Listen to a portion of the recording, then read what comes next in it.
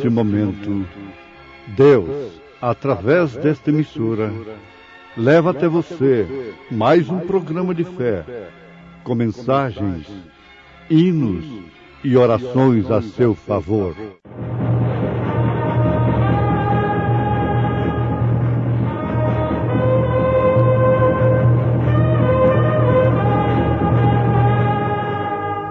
Fé para vencer. Somente crer, somente crer, tudo é possível, somente crer. O campo é o mundo, e a boa semente são os filhos do reino, e o joio são os filhos do maligno, nas régias mansões.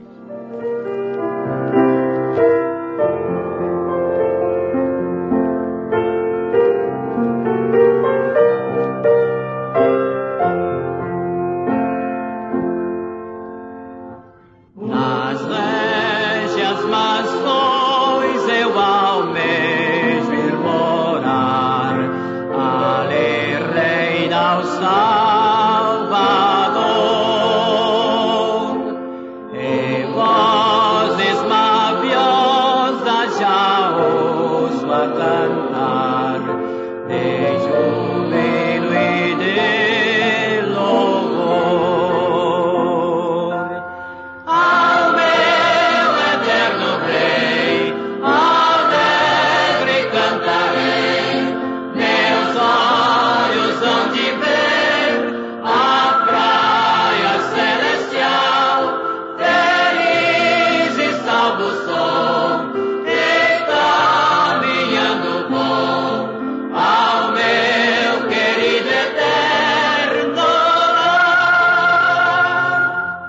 Por sendo escapando eu terei de trilhar, o mundo me obrigará. Porém nas ribeiras de um límpido mar, os santos me esperam lá. Ao meu eterno Rei, alegre cantarei, meus olhos hão de ver a praia celestial, feliz e salvo sou, e caminhando vou ao meu querido eterno lar. Gloriosa esperança inefável de paz, eu sinto em meu coração. Em Deus eu terei comunhão que me traz a doce consolação. Ao meu eterno Rei, alegre cantarei, meus olhos hão de ver a praia celestial, feliz e salvo sou, e caminhando vou ao meu querido eterno lar.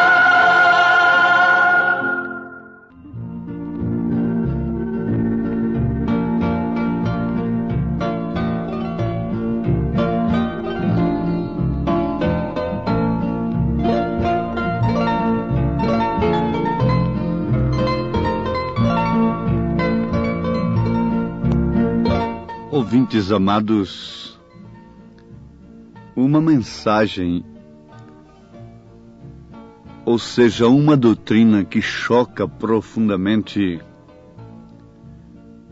os princípios religiosos, é a doutrina da semente da serpente.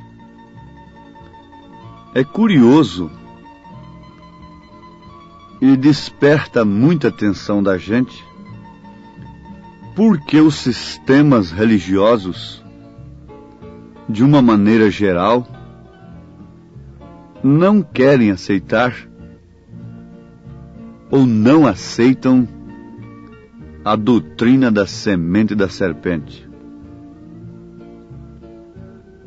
Agora, em síntese, tudo está explicado. É porque a semente da serpente é, em si, por natureza, religiosa. Sem dúvida alguma, Caim é semente da serpente. Deus não traria, através de sua criação original, um homicida ao mundo. Deus não traria de maneira alguma um espírito tão mau, tão perverso, que mataria o seu próprio irmão, irmão de ventre, irmão por parte de mãe. Não. Foi aquela serpente que falou com Eva. E por fim, na hora da sentença, Deus disse em Gênesis capítulo 3, versículo 15. Anotem para que vocês conheçam assim, em síntese, numa curta mensagem, tenham a sua atenção despertada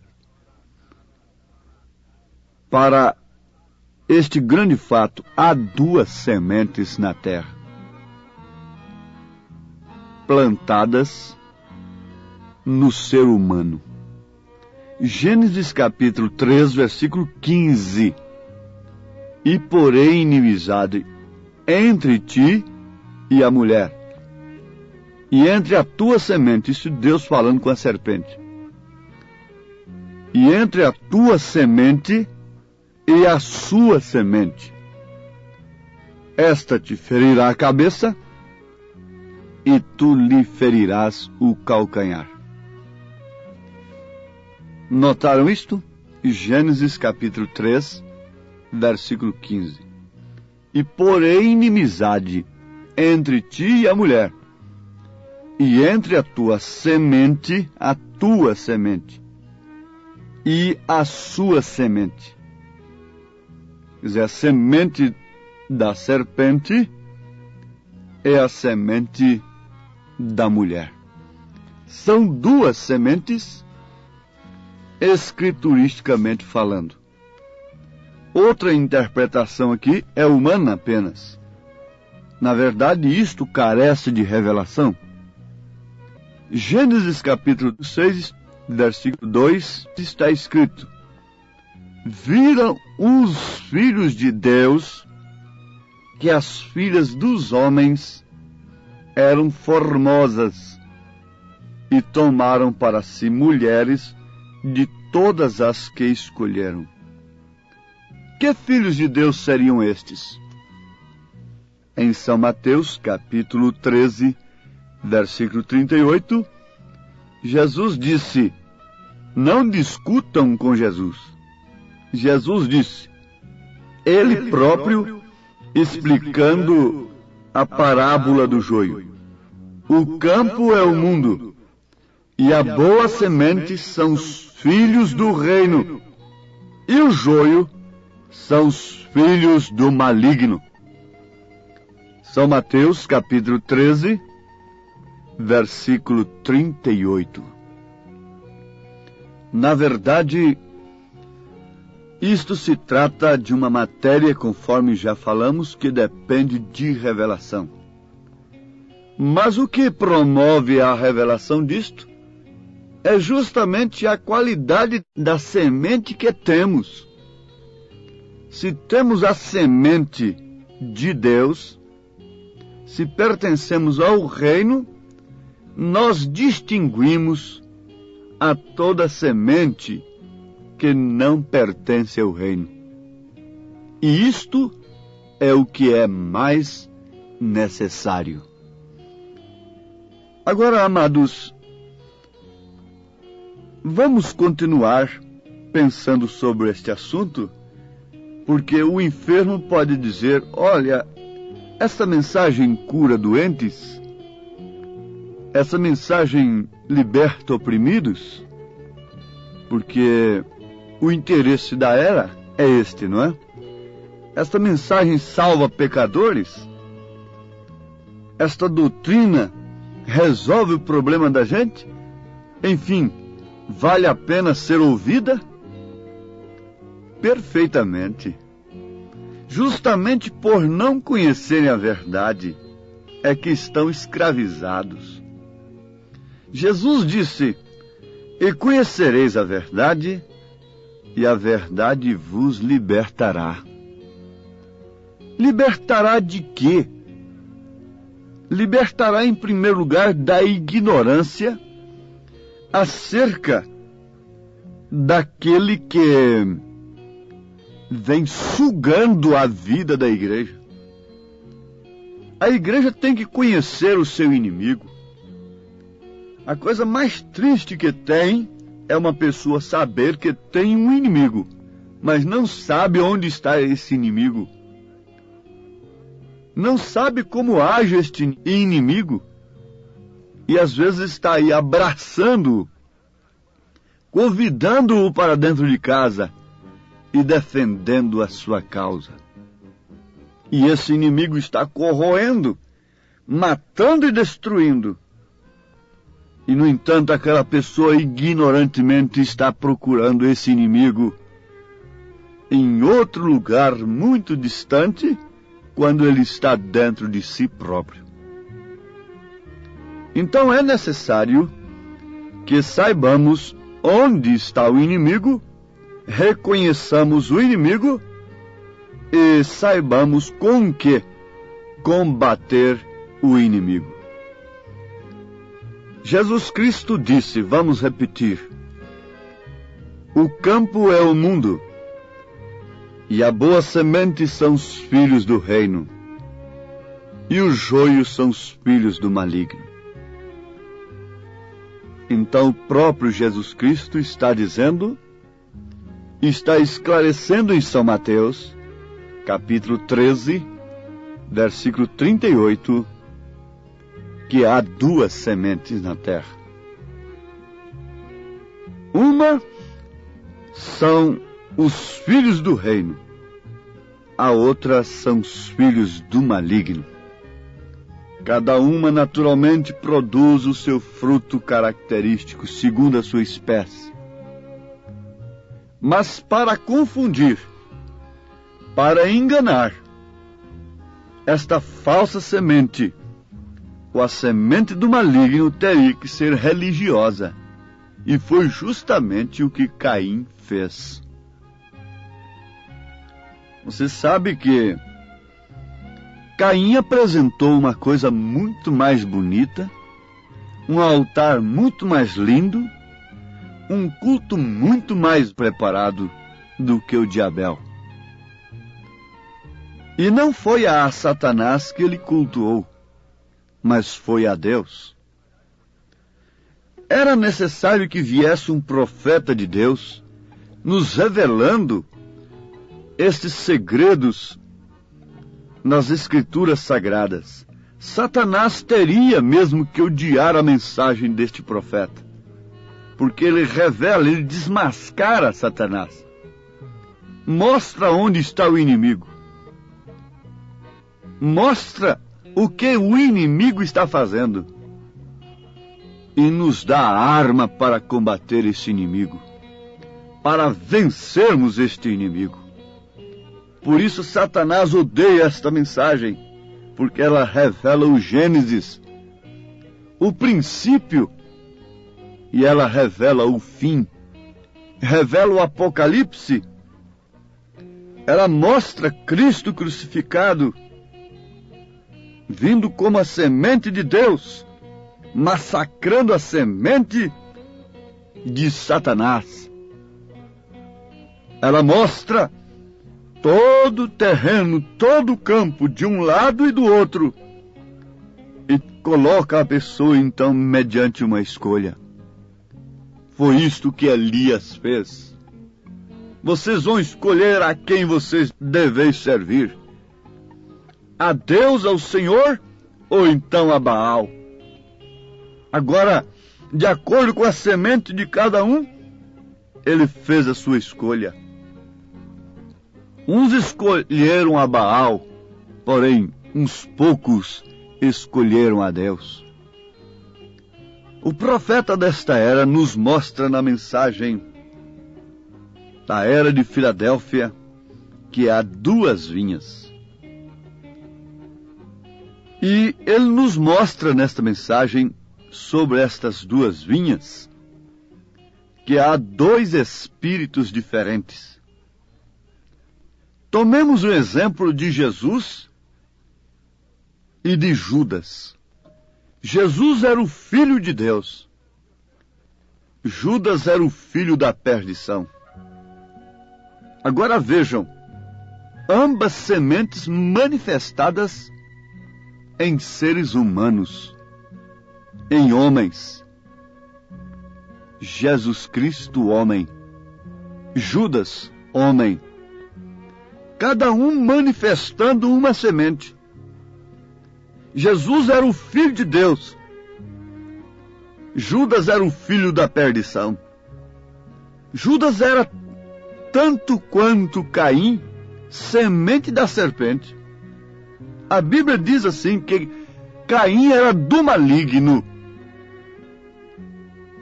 E a Bíblia diz que Judas era filho da perdição. Filho é semente. Filho é descendência. E João disse aos mais religiosos de então, raça de víboras, quer dizer descendência, semente. Jesus confirmou raça de víboras e por fim o chamou de serpentes. Porque filho de cobra, cobra é. Filho de peixe, peixe é. Jesus era o Filho de Deus, portanto, e Judas era o filho da perdição. Deus entrou em Jesus. Satanás entrou em Judas. Jesus tinha um ministério pleno do Espírito Santo, conforme está escrito, como Deus ungiu a Jesus de Nazaré com o Espírito Santo e com poder, o qual andou fazendo bem e curando a todos os oprimidos do diabo, porque Deus era com ele. Atos 10, 38. Na verdade, Jesus veio libertar a sua semente que estava oprimida pelo diabo. Isto é certo. Agora Judas foi contado conosco e alcançou sorte nesse ministério. Atos 1:17. Mateus 10, capítulo 1 diz: e chamando seus 12 discípulos, deu-lhes poder sobre os espíritos imundos para os expulsarem e para curarem toda enfermidade e todo mal. E lá estava o Judas dentro. Esse espírito que estava em Judas esteve interruptamente no ministério de Jesus. Então ambos chegaram à cruz, ambos foram levantados. Jesus foi dependurado na cruz voluntariamente, dando sua vida pelos pecadores, entregando seu espírito, foi para Deus e depois foi derramado na igreja no Pentecostes. Porém, Judas dependurou-se a si mesmo e seu espírito voltou para Satanás. Porém, depois do Pentecostes, este mesmo espírito que estava em Judas voltou para a falsa igreja, para a falsa vinha que crescia ao lado da verdadeira vinha. Mas notem, o espírito de Judas nunca atingiu o Pentecostes. Ele nunca subiu para receber o Espírito Santo. Ele não podia. Mas para que foi este espírito de Judas? Ele foi por causa da bolsa de ouro. Como ele amava o dinheiro, ele ainda ama o dinheiro até hoje. Ele ainda ama as coisas terrenas. Ele ainda ama os patrimônios. Ele ainda ama as coisas terrenas, embora sendo religioso desde o princípio. Embora sendo religioso desde o princípio. E por causa disso ele mata. Por causa disso ele tem derramado sangue da igreja durante as eras. Se ele anda no nome de Jesus, fale ainda acerca dele e você verá que ele ama o dinheiro. Ele ama a aparência terrena. Ele ama a posição terrena. Ele ama a fama. Ele ama a posição. Ele ama a política. Ele ama o poder terreno. Ele quer estar sempre misturado com Deus. Veja só, misturado com Deus, misturado com religião e com o poder político. Quando Jesus disse, dai a César o que é de César e a Deus o que é de Deus. A política estaria muito bem se esse espírito não estivesse lá misturado com ela. Herodes não teria matado a João se Herodias não estivesse lá com ele. Acabe não teria perseguido a Elias, não teria matado aquele justo Nabote, não teria perseguido a Micaías se Jezabel não estivesse lá com ele, casada com ele. Jamais o poder nacional, isso falando no sentido mundial, poderia se levantar durante as eras contra os cristãos se a falsa igreja não estivesse ali instigando, como Herodias fez, como Jezabel fez. Mas esse é o espírito misturado.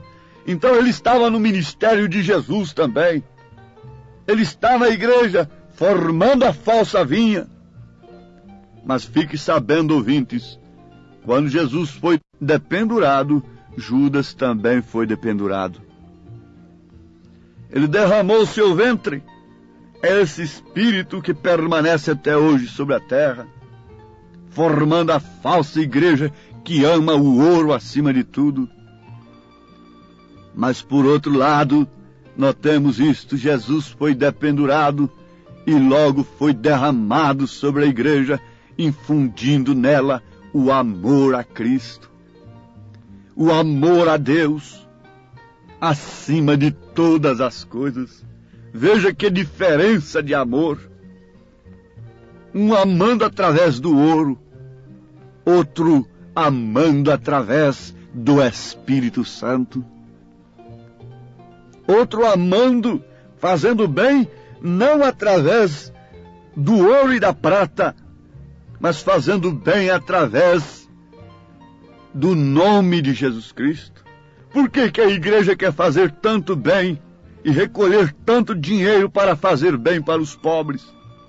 Quando Pedro não fez isto, quando Jesus não fez isto, mas é porque ela é falsa, ela tem o espírito de Judas, ela ama mexer com dinheiro, ainda que tenha que dar aquele dinheiro para comprar um campo de sangue para os estrangeiros. É isto que ela ama. Ela não ama o próximo, ela é assassina, ela é mentirosa, ela é adúltera, mas ele, Jesus Cristo, é o mesmo ontem, hoje, eternamente. Ele é verdadeiro, ele nos introduz o Espírito Santo, que nos introduzirá na glória eterna.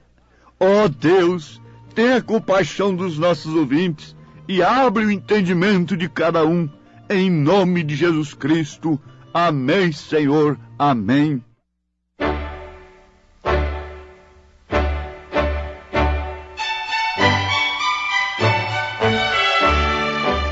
Ouvintes, escreva-nos pela caixa postal de número 15.020, 15020, CEP 74.501-970, Goiânia, Goiás. O nosso endereço na internet é www.awr.org. a palavra original.org.br. Volte a nos ouvir amanhã novamente neste mesmo horário, nesta emissora, se o Senhor nos permitir, com fé no Filho de Deus, a fé que vence o mundo.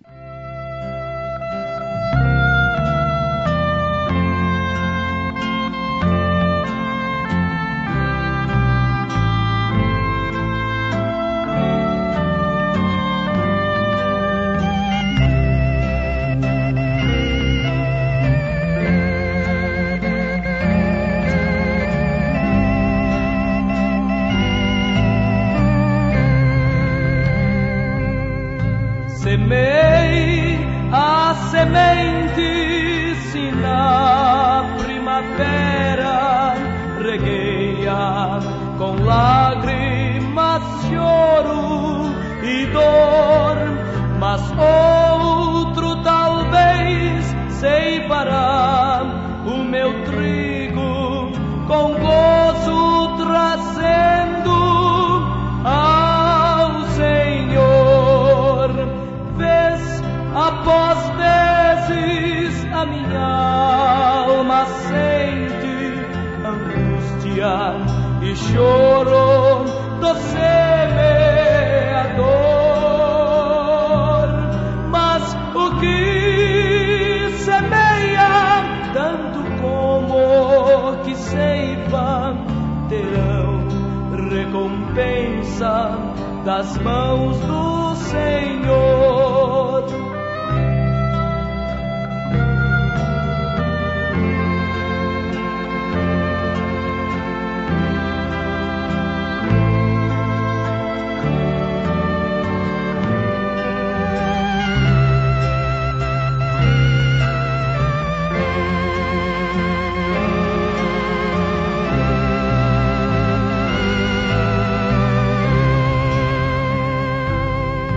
O ceifeiro recolhe com gozo os frutos, nem sempre sabendo a dor que custou para quem trabalhou tanto no sol ou chuva e com paciência a semente plantou. Vez após vezes a minha alma sente angústia e choro do